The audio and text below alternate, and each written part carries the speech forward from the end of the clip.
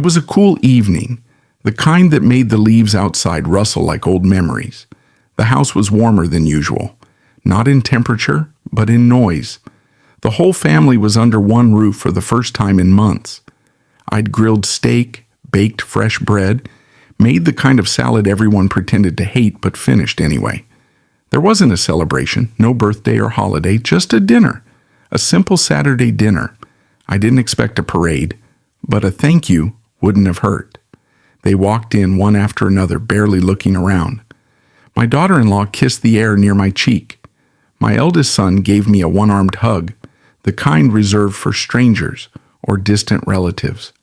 I smiled, carried the dishes to the table, poured wine like a silent host in my own home. Conversations buzzed, just not with me. They talked about work, someone's trip to Colorado, a new dog one of them got. I sat at the end of the table, adding bread rolls to plates like I was invisible. I made a joke about the last time we were all together, and my youngest interrupted with something louder. No one circled back. My voice was background noise. I lifted my glass. No one noticed. I set it back down. Then came the jab, soft, meant to be playful. My wife, sitting across from me, said with a smirk, "Well, retirement suits you. You finally have time to sit and breathe." They laughed. "Yeah," my son added, "Dad's schedule is wide open, unless there's a rerun of Jeopardy on." More laughter. Not cruel, not sharp, but loud. Loud enough to drown me out. I chuckled, but it was dry. My mouth had gone dry anyway. Then it happened. Mid-meal, while everyone was 3 glasses in, my middle child leaned back and, half laughing, said, "You know what we used to call you behind your back, Dad? Mr. Useless." Forks clinked. Eyes widened, not with surprise but anticipation. "Yeah," the eldest added. "Remember how he couldn't even figure out how to use the group chat?" The room exploded in laughter, like it was a roast, like I was a character on a sitcom who didn't have a line in the script. I didn't move. My hands stayed on the table. I stared at my plate. Cold steak, half-eaten roll, untouched wine. I was there, but not really. Inside something tore, not loud, not sharp, like fabric slowly ripping. And then came the real cut. My wife, eyes bright with amusement, added, "Come on, don't be too hard on him. He's always been more of a presence than a purpose." They all laughed again, and I finally looked up. I didn't look at her, or them, just stared past the candle in the middle of the table. One of the flames flickered, the only thing in the room that felt honest. The youngest daughter-in-law leaned over and whispered, not quiet enough, "That's cold, but true." I folded my napkin, placed it beside my plate. No one noticed me stand. No one asked where I was going. That hurt more than the words. I walked to the guest bathroom, shut the door, turned on the faucet so they wouldn't hear me breathe too hard. I looked in the mirror and saw my father's eyes, tired, but not broken. I remembered something he told me when I was 17 and had just lost my first job. Silence isn't weakness, it's storing power. I sat in the dark living room afterward. The laughter from the dining room reached me in waves like bad music from a neighbor's party. I thought about everything I'd done for them, the late nights, the double shifts, the times I bit my tongue to keep the house calm. They remembered none of it. Somewhere along the line, I'd stopped being a father and become a fixture. I didn't hate them. Not yet. But that night something changed. Not with fury, with clarity. There was a call earlier that week. A voice I hadn't heard in decades. It had reminded me that once I was more than a doormat with a retirement plan. No more dinners I wasn't wanted at. No more silence. Just before heading to bed, or pretending to, I walked back through the dining room to collect the empty plates. Most were still full. They hadn't touched the bread I made from scratch. Under one of the chairs, I spotted a napkin, folded awkwardly, embroidered with a maple leaf. I'd made them years ago, by hand, when money was tight, and gifts were supposed to mean something. No one had mentioned them tonight. I picked it up, dusted it off, and folded it neatly, slipped it into my pocket like a quiet goodbye. The last car had pulled away hours ago. I never heard the front door close. They just disappeared. No handshakes, no glances, not even a thanks for dinner, Dad. I stood at the edge of the dining room, looking at the battlefield they'd left behind. Half-drunk wine glasses, plates still full, a folded napkin on the kitchen counter, the same one I'd tucked into my pocket earlier that night. I didn't remember putting it there. Strange how things just end up where they want to be when no one's watching. The laughter was gone, but its ghost still lingered. It echoed in the corners of the room, in the clink of a fork on a plate, in the silence between breath and memory. My father used to say, "You can tell the value of a man by what they say when he leaves the room." I guess tonight no one had much to say, not to me at least. I lay beside my wife in bed, eyes open, staring at the ceiling. She slept soundly. Of course she did. I tried to find peace in the rhythm of her breathing, but instead my mind replayed the night in brutal clarity. The words, the looks, the laughter that cut too close. Had it always been like this? Was this the first time they laughed at me, or just the first time I listened? I thought about the nights I'd driven across town to jumpstart their dead cars, the times I quietly paid their overdue rent without a word, the hours I sat on the phone saying nothing, just so they'd know someone was there at 2 a.m. None of it seemed to matter anymore. The moment my back curved and my paycheck stopped, so did their gratitude. And here I was, tolerated, not loved, not respected, just useful once upon a time. I stared at the shadows dancing on the ceiling, wondering if there was any version of me they still cared about. Maybe I'd been lying to myself for years. Right as the first bit of light cracked through the curtains, my phone buzzed on the nightstand. I expected a group message. Maybe someone forgot their charger or was apologizing for spilling wine. But it wasn't them. It was Peter. Peter, who I hadn't spoken to in nearly 5 years. His message was short. "I saw how they treated you. You didn't deserve that. You still have power, you know." My fingers hovered over the screen. I didn't know whether to be grateful or embarrassed. But one thing was certain. Someone saw it. I wasn't losing my mind.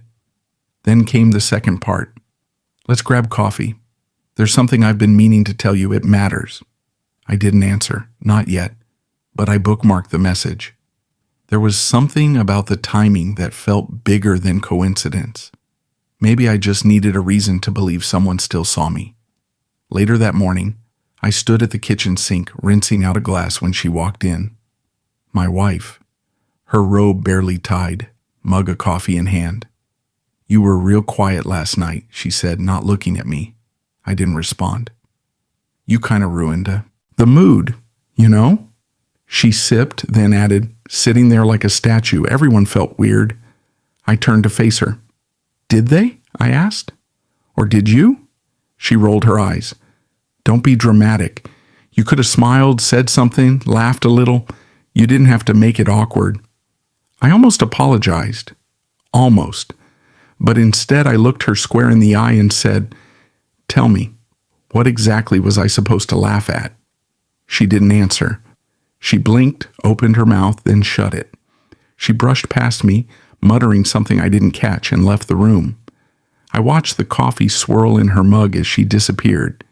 It didn't even steam anymore. By noon, I found myself in the garage. I hadn't been out there in weeks. Dust covered everything. Lawn chairs, old tools, forgotten boxes. One of them sat in the corner, labeled in faded black marker, "Dad's stuff." I opened it. The smell hit me first, aged paper, wood, and something faintly sweet. Inside were old photos, yellowed receipts, a few medals, and a letter, folded neatly in an envelope with my name. I sat on the workbench and unfolded it.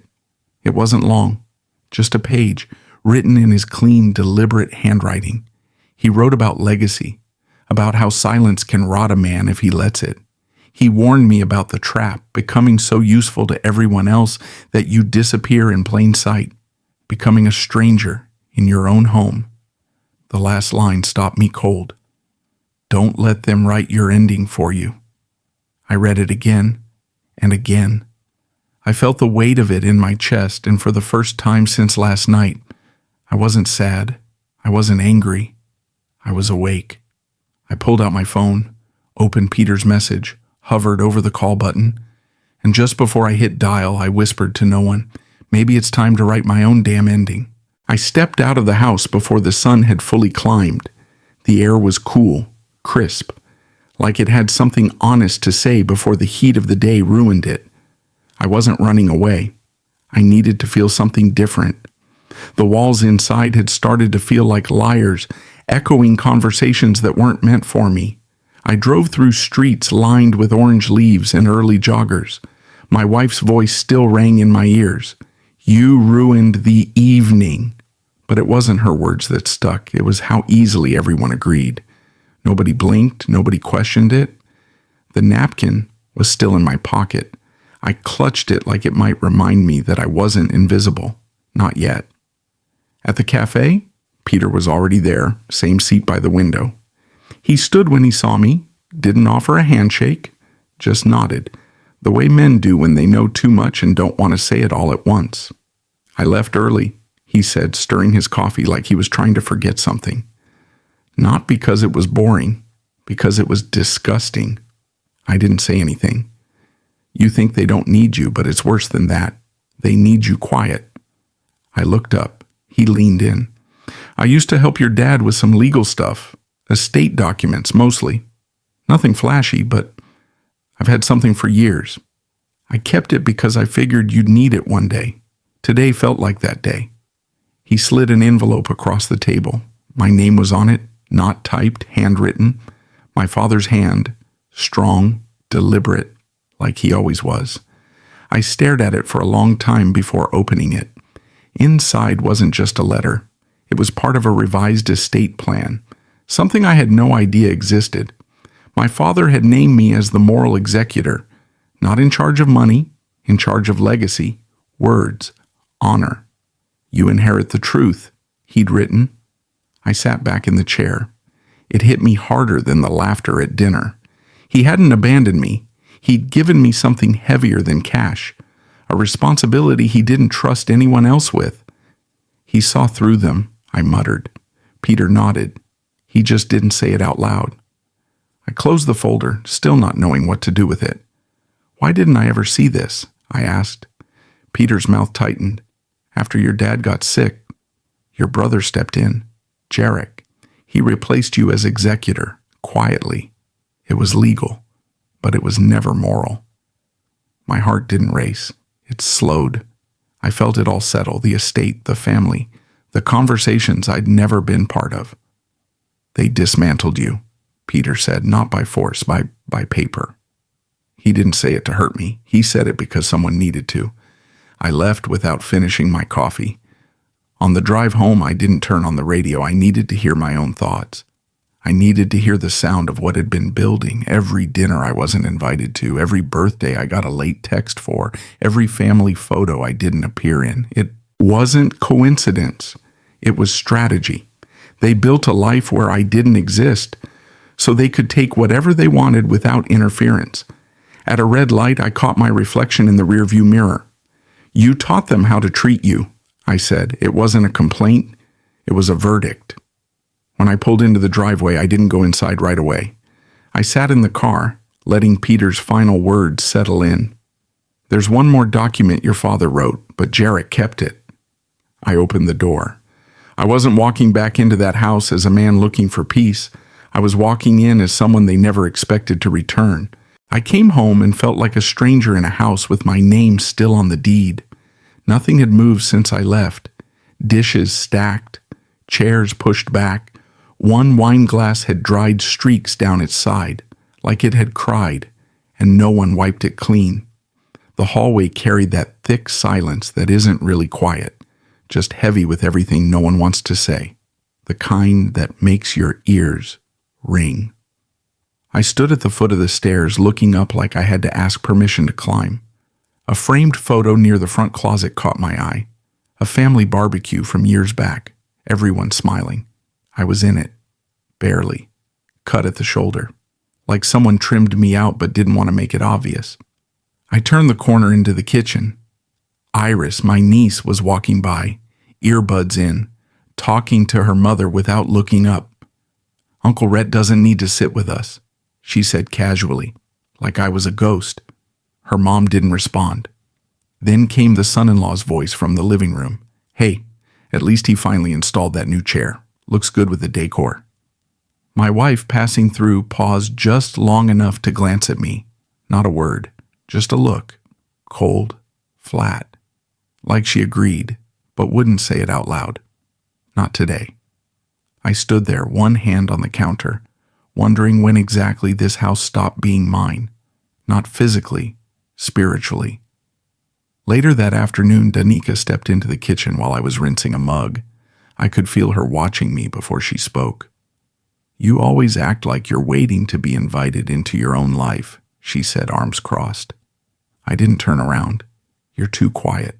Always have been. You never stand up for yourself, and now everyone's just used to it." She didn't say it with malice. She said it like she was diagnosing a problem she no longer cared to fix. They call it strength when someone talks over you. But when you sit still, they call it weakness. She shook her head like I'd failed some unwritten test. "You don't speak up, and when you do, it's just sad." I placed the mug down, dried my hands slowly. Something in me cracked, not like glass, more like old wood, under pressure, letting out a sound it was never supposed to make. I walked into the living room, slid one of the framed photos off the bookshelf, and held it in my hand. My face, still there this time, but blurred, slightly turned, always peripheral. "Do I look invisible to you?" I asked, quiet but deliberate. Jarek looked up from his phone. Danica shifted on the couch. Neither answered. I left the frame on the floor, walked out. I closed the study door behind me and let the noise fade. Sat down, let the desk lamp hum.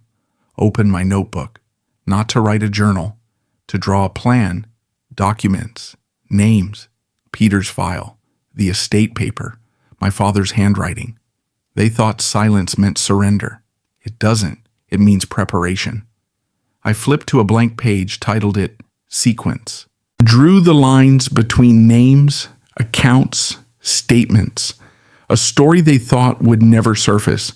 Not a revenge plan, a reckoning, no dramatics, no rage, just truth, documented.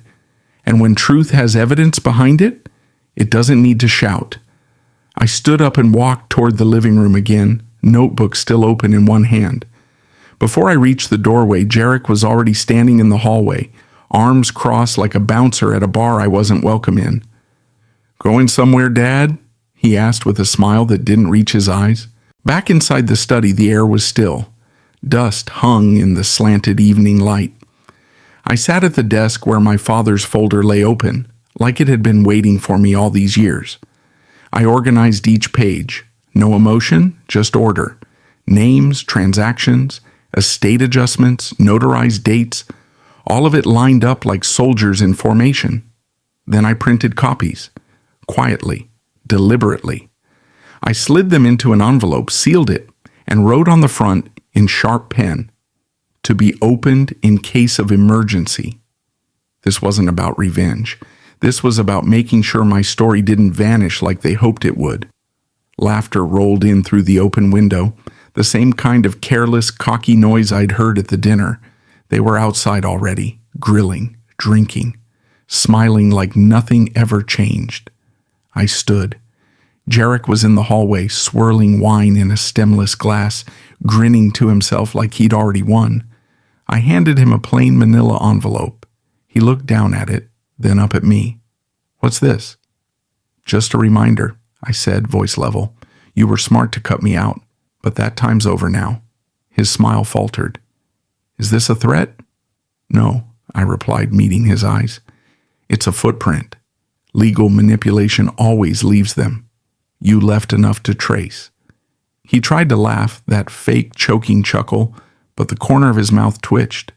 I didn't move, just turned and left him standing there with his drink and his panic. Out back, the family had gathered under string lights and warm dusk, Kids ran barefoot through the yard. The grill hissed, music hummed low, and paper plates were already piling up. Danica raised her eyebrows as I sat down. "Well, look who's finally getting some sun." The table chuckled. Easy, casual mockery. I put down my fork. "Danica," I said quietly, "I'd appreciate if you spoke to me like a father, not like a footnote." It didn't come out angry. It came out real. The table went still. Even the music seemed to back away. My wife blinked at me, unsure of who was sitting in my chair. No one said anything. I picked up my fork again and kept eating. Across the table, Jarek refilled his glass and tried to shift the air. All right, he called, lifting his cup. "Let's toast. To family," I cut in. "To truth," I said, raising my glass. "It doesn't mind the light." No shouting, no accusations, just facts out loud. My phone buzzed in my pocket. I didn't check it at first, then I did. "Peter, you're making them squirm. Good." One of the kids stopped running and looked at me. Even the dog stayed under the bench. Later that night, alone in my room, I sat cross-legged on the floor. The desk lamp cast a quiet circle of light across my father's notes and my own. I whispered his words again, more prayer than memory. "Don't let them write your ending." Then I stood, left the door unlocked, and went to bed. Because I trusted them. Because I trusted myself now. The next morning, the light through the window hit my face before the alarm could. I reached for my phone. New email. From a sender I didn't recognize. Subject line: "We need to talk about what Jarek did. I have proof." The community fundraiser used to be something I looked forward to, back when my mother ran it. There was dignity in the way she moved among neighbors. Her hands always busy, but her eyes always watching. I volunteered this year because I needed the work, needed the steadiness of setting up folding chairs and organizing canned goods. Then Danica showed up, 30 minutes late, high heels clicking across the church steps like it was a gala. She wore a coat no one else would wear to a fundraiser. Jarek followed, a half step behind her, whispering into his phone like some campaign aide. I gave them a nod. That's it, just a nod. The crowd mingled, polite and oblivious, the way people get when they sense tension but decide it's not theirs to fix. We had paper name tags, the simple handwritten kind. I'd made them myself with a Sharpie. Danica glanced down at hers, then stage whispered to Jarek, "Well, this screams sophistication." A woman beside me heard. She smiled awkwardly. I kept arranging donation baskets. Later, someone handed me the mic. I was expected to say a few words. I'd planned for that, had it written out even. But before I could begin, Danica stepped forward. "Oh, before he speaks," she said with a laugh, "I just want to thank everyone for coming. It's really meant a lot having family back in town, especially now that Dad's will has gotten so interesting." Light laughter scattered through the crowd like glass shattering on pavement. Some folks laughed just because others did. Some looked straight at me. One or two nodded, like they'd suspected as much. Jarek grinned like a game show host. I spotted Peter in the back, arms folded, jaw tight. I finished my speech, word for word, not a hitch in my voice. But I felt it in my bones. Every insult unspoken, every assumption uncorrected. On the drive home, a memory hit me from nowhere. Years ago, helping my father fix the fence by the garden, he handed me a tool and said, "Some wounds don't bleed, they echo. You'll hear them when it matters most." Then he leaned over and tightened a bolt. Sometimes you need the right pressure to realign the frame. Those words stayed with me all the way back to the church parking lot. I walked back in. The event was winding down. People were gathering their things, saying goodbyes. I stepped back to the front of the room, cleared my throat, and thanked everyone again. I paused, looked around. "It's strange," I said, "how family can become strangers, and strangers can carry the truth you forgot you needed." People turned. I didn't raise my voice. I didn't name names. Sometimes silence isn't kindness, it's survival. And some of us have been surviving behind smiles for a long time. I talked about rewriting memories, about how guilt doesn't disappear just because it's quiet, how money can't undo what was never truly acknowledged. Nobody clapped, nobody laughed. A few folks turned their eyes toward Danica, toward Jarek. A few more just looked down at their shoes. I didn't wait for a response. I nodded to the volunteers, picked up a box of leftover goods, and walked out into the late afternoon sun. By the time I got home, the light was turning gold. I sat on the porch with a cup of tea my wife brought me. My hands still trembled a little from holding it all in. She looked at me for a long second, then said softly, "I didn't know you could speak like that." I answered, "Neither did I." She waited, then asked, "What changed?" I looked at the sky. Maybe the truth just needed the right moment. My phone buzzed. "Peter, they're scared now, finally." I didn't smile. I didn't reply. I just let the message sit. Later that evening, I went out to check the mailbox before the last light faded. Nothing official, just one unmarked envelope. Inside was a photo, Jarek, with a woman I'd never seen before. Standing outside a motel, written underneath were three things: a date, a first name, and the name of the motel. Cassian told me the block party would be low-key. Just food, neighbors, a little music, he said. A family thing. I should have known better. Nothing's ever just a family thing when Danica and Jarek show up with rehearsed smiles and backup plans. I pulled up just as the sky turned that dusty pink, the kind that usually signals calm. Not tonight. Kids were chasing bubbles, someone was manning the grill, and folding tables were dressed like the 4th of July came early. It looked wholesome. Too wholesome. Jarek greeted me like we hadn't spent the last few weeks playing chess with each other's shadows. "Glad you could make it," he said, teeth too white, eyes too blank. Danica followed, glass of white wine already half empty. Her dress looked more suited for a rooftop bar than a neighborhood cookout. Peter stood by the corner near the hedge. He caught my eye. One nod. Nothing more. That was enough. I grabbed a soda and tried to keep a low profile. But low profile doesn't work when they're already aiming. Danica made her way to a group near the fire pit. Within 10 minutes, she had the stage, a plastic cup in one hand, her voice carrying just enough to feel accidental. She started talking about our father. He meant well, you know. But pride's a tricky thing. He always thought if you just kept your head down and served everyone else, you'd be respected. Poor guy never saw it coming. Then she looked right at me. "Right, Rhett? You still think serving others makes you worthy?" Laughter trickled around the group, polite, unsure, but it stung just the same. Jarek raised his cup. To family unity. The cold in his tone was anything but festive. They were painting me as the outsider again, the one clinging to principles, to old-fashioned respect, while they modernized betrayal into strategy.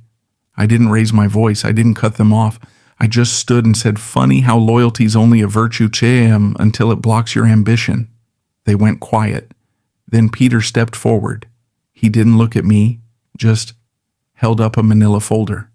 "I worked for your father, long before the last hospital stay. This," he tapped the folder, "was entrusted to me. It belongs to Rhett." He opened it briefly, just enough for a few faces to glimpse the header, a contract, a notarized signature, and my name underlined beside the word executor. A few gasps. Danica's color drained. Jarek's smirk faltered. Neighbors looked between us like someone had just flipped the script and they weren't sure whose lines to follow. Danica folded her arms. "You're playing games, always acting wounded, always making yourself the victim." Then to the crowd, "You all see it, right? This martyr act, it's tiring." She turned to me. "You choose to be offended." I stayed still. "Or," I said quietly, I chose to survive in a house where silence was safety." But survival doesn't mean surrender. There it was, that moment, when everything's still but the tension hums loud as a siren. Danica's lip curled. "You want to look noble? Go ahead. Doesn't change what you are." And that was it. The weight dropped. I stepped forward, calm. Let the hush stretch. Let them wait. I kept quiet so you could speak your truth, I said. Now, I'll speak mine. I didn't preach. I didn't attack.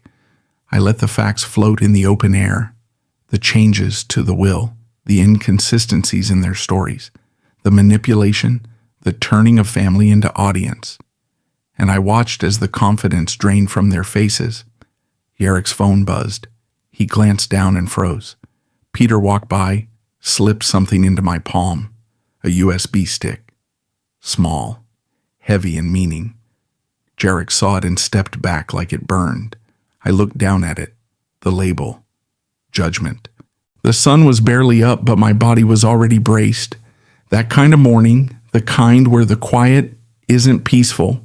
It's just the pause before everything breaks loose. Outside, I heard a lawnmower in the distance, someone's dog barking, the occasional passing car, all of it normal.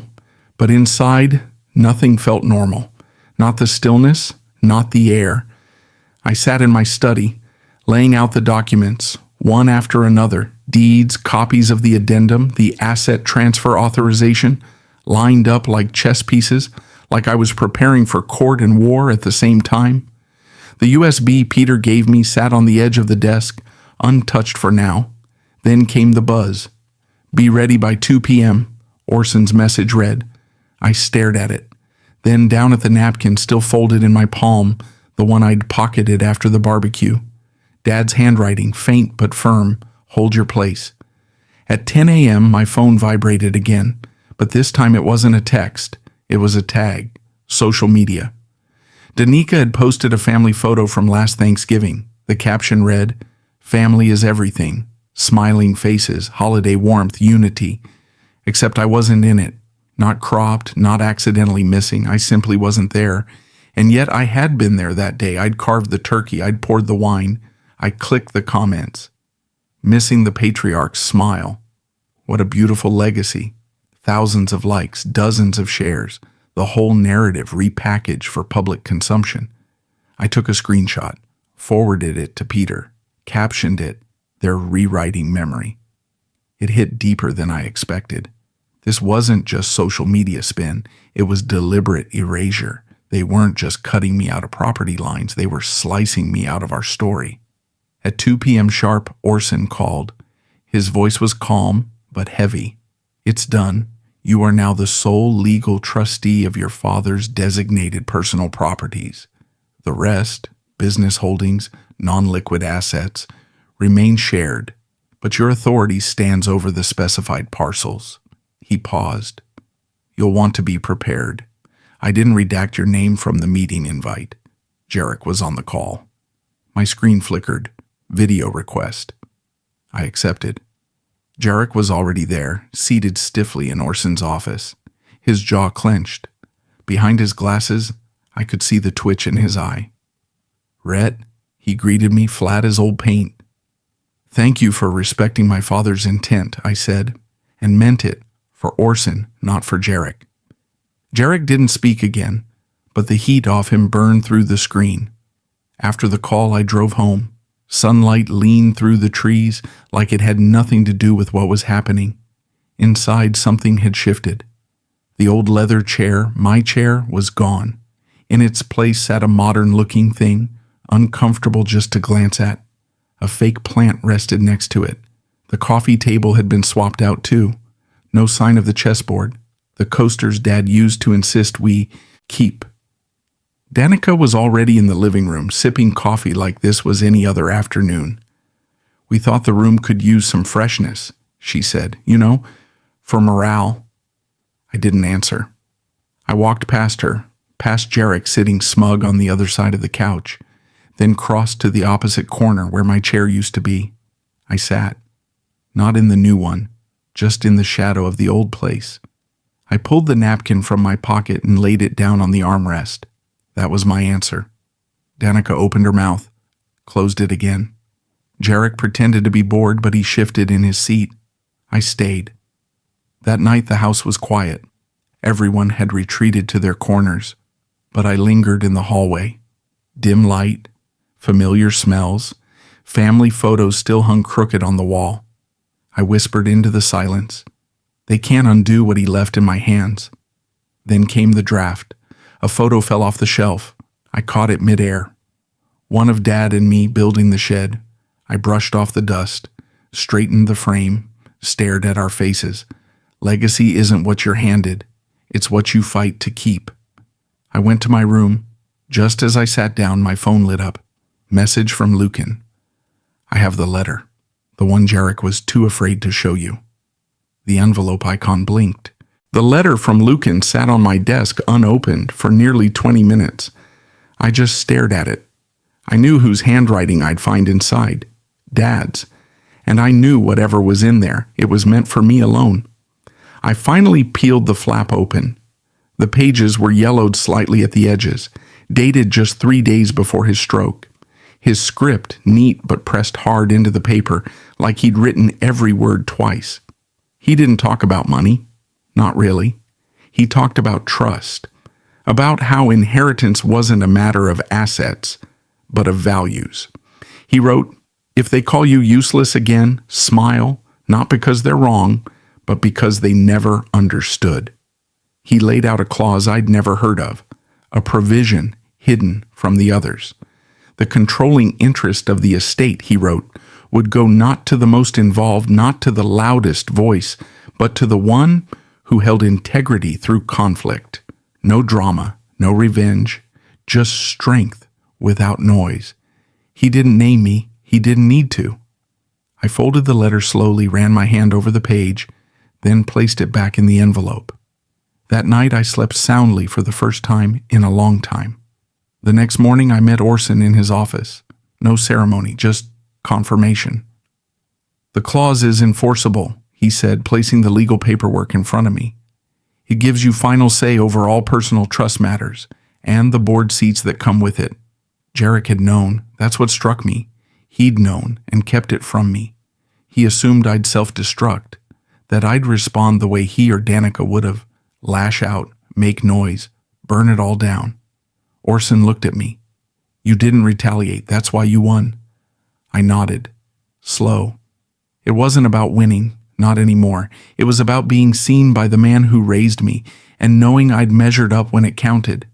That evening, I invited the family to dinner. Not all of them came. Danica sent a short reply. "I think we've said all there is to say. Fine." Jarek arrived late, wearing cologne too strong and a smirk that didn't reach his eyes. I cooked the same meal I'd made on that night, the one where everything started to crack. Roast chicken, sweet potatoes, the exact same salad dressing. Familiar scents filled the kitchen, and I plated the food with steady hands. Jarek sat, arms crossed, watching. Halfway through the meal, I stood, raised my glass. "I'm keeping the house," I said. "But the rest of the estate, the rental properties, the land outside Ashburn, will fund scholarships, community education." Forks clinked. Jarek blinked hard. No protest, just confusion. Orson, who had agreed to stop by after dinner, cleared his throat. "One last thing," he said, then read the final clause aloud. Jarek leaned back in his chair, pale, tried to interrupt, but no words came. Just a little sound, like a breath caught sideways. I looked him in the eye. No anger, no pride either, just stillness. I raised my glass again. To dignity, even when no one's watching. Nobody toasted, but I didn't need them to. Later I sat on the porch, tea in hand, the house quiet behind me, night thick around the edges, the kind of night that doesn't ask for attention. It just arrives and stays a while. I stared out over the yard, watching the leaves twitch in the breeze. I thought of all the years I'd spent trying to prove something, trying to be heard, to be right, to be enough. Turns out I didn't have to shout. I just had to stand. A kid rode by on his bike, waved. I waved back. I reached into my pocket, pulled out the napkin, still folded, still creased. The wind caught the edge of it. I pressed it back down with 2 fingers. "I kept the promise," I whispered. No one heard, but I didn't say it for them. The mailbox creaked open. I looked over, surprised. A letter. No return address, just the school board seal in the corner. I opened it slowly. They wanted me to join, help oversee the very programs I'd just funded. I shook my head, chuckled low. Guess Dad wasn't done writing my story yet.